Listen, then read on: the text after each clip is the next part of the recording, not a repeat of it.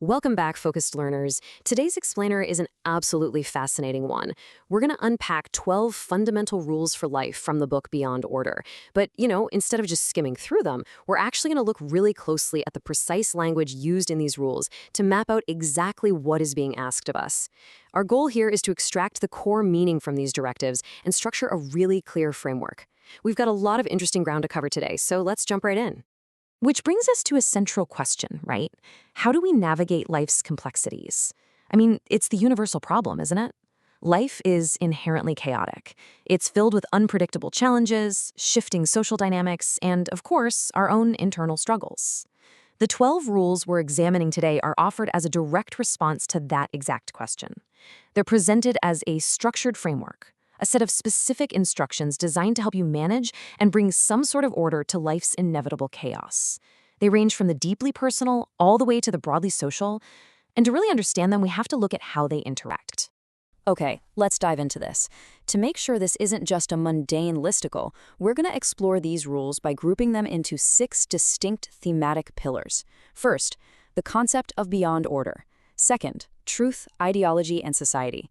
Third, vision and personal responsibility. Fourth, confronting fog and memories. Fifth, cultivating beauty and romance. And finally, gratitude amidst suffering. Kicking things off with Pillar 1, the concept of beyond order, which is all about balancing the internal. So the text logically divides these rules into actions focused inwardly versus actions focused outwardly. On the internal side, we've got Rule 2, imagine who you could be. Rule 3, do not hide unwanted things in the fog. And Rule 5, do not do what you hate. These demand intense self-reflection.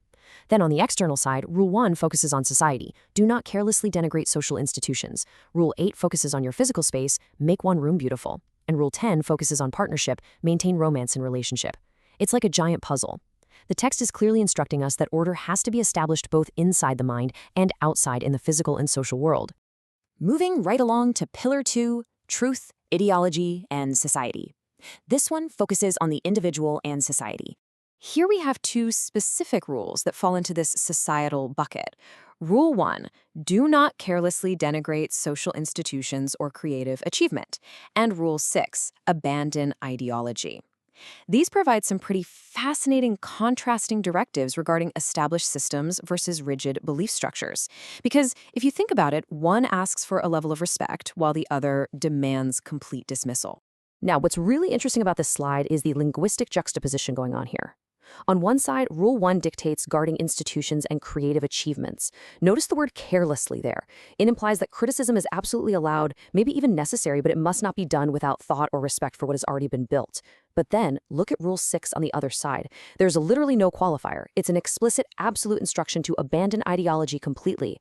The source material is drawing a hard line. Preserve the tangible, historical achievements of society, but totally reject rigid, dogmatic systems of thought. Next up is Pillar 3, vision and personal responsibility. This is all about personal agency in action. We've grouped 4 interconnected rules here. Rule 2 asks you to imagine who you could be. Rule 4 says to notice opportunity where responsibility is abdicated. Rule 5 states, do not do what you hate. And Rule 7 demands that you work as hard as you possibly can at least one thing. When you actually view them together like this, they form a remarkably clear progression. It starts with the purely mental act of imagination in Rule 2, moves to awareness in Rule 4, shifts to editing your behavior in Rule 5, and culminates in diligent, focused action in Rule 7. It's basically the difference between daydreaming about a promotion and actually putting in the late hours to earn it. Let's actually slow our pace down for a second to really look at the specific vocabulary used in Rule 4. Notice that opportunity lurks where responsibility has been abdicated. Wow, the word choices here are incredibly powerful. Lurks suggests something hidden, waiting just out of sight, maybe slightly dangerous, but very potent. And abdicated is a word we usually reserve for kings stepping down from a throne, right? It means a duty has been abandoned. The text establishes this direct, undeniable relationship where someone else has dropped the ball, where a duty is left unfulfilled. That exact empty space is where your opportunity is hiding. Building on that sense of personal agency, look at the stark contrast in these next 2 directives. Rule 5 dictates a subtraction.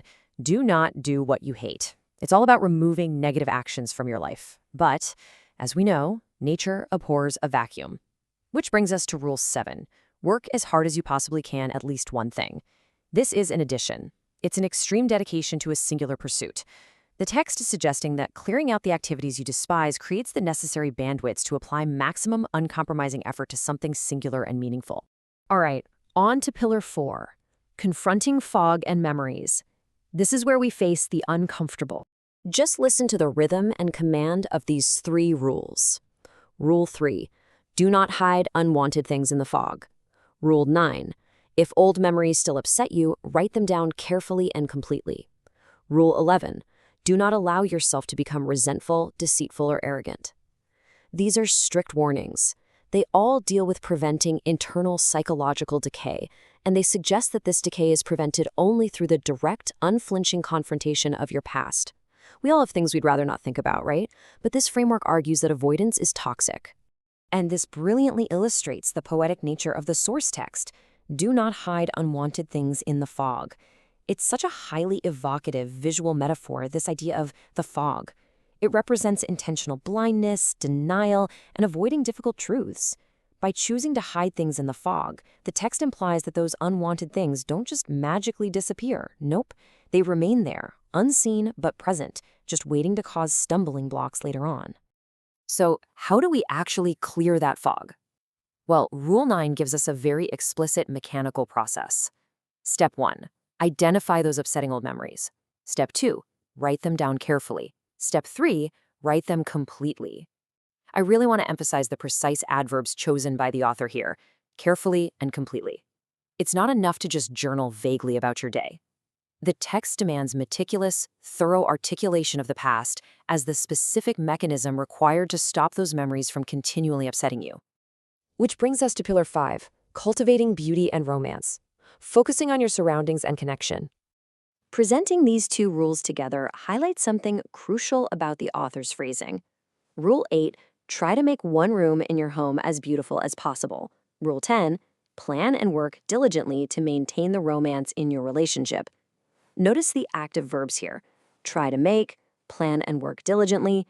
The text frames beauty and romance not as lucky accidents or passive states that just happen to you, but as deliberate, ongoing efforts. They require architectural planning and continuous labor. Romance, unfortunately, doesn't just spontaneously happen while you're folding the laundry. Actually, let me pause and ask you directly. What is the one room in your home? Think about your immediate physical environment right now. The rule doesn't demand you build a mansion. It just asks for a targeted, localized effort to create order and aesthetic value in just one designated space. It's a highly practical, actionable instruction that you can literally apply right away after this explainer finishes. Finally, we reach Pillar 6, gratitude amid suffering. This is the final resolution. Rule 12 stands completely alone as our final category. Be grateful in spite of your suffering. It represents the culminating directive of the entire 12-rule framework. It's the final piece of the puzzle after you've organized your room, confronted your past, and taken responsibility. So the crucial point is look at how this is phrased. Be grateful in spite of your suffering. The text absolutely does not promise that following the previous 11 rules will eliminate your pain. In fact, it explicitly acknowledges that suffering is just an inevitable baseline of existence. Yet it pairs that stark reality with an incredibly heavy demand, gratitude. The instruction is to actively find thankfulness not because of the suffering, but in defiant spite of it. Gratitude in spite of suffering. That single phrase really summarizes the profound challenge issued by this final rule. We've seen how this text builds a framework from organizing a single room to confronting the deepest fogs of our memory, all leading up to this incredibly difficult but powerful stance. So my question to you is, are you ready to implement this? I hope unpacking these 12 fundamental concepts has made them clearer and leaves you eager to explore how they might apply to the chaos of your own life. Thanks so much for exploring this with me today, and keep learning.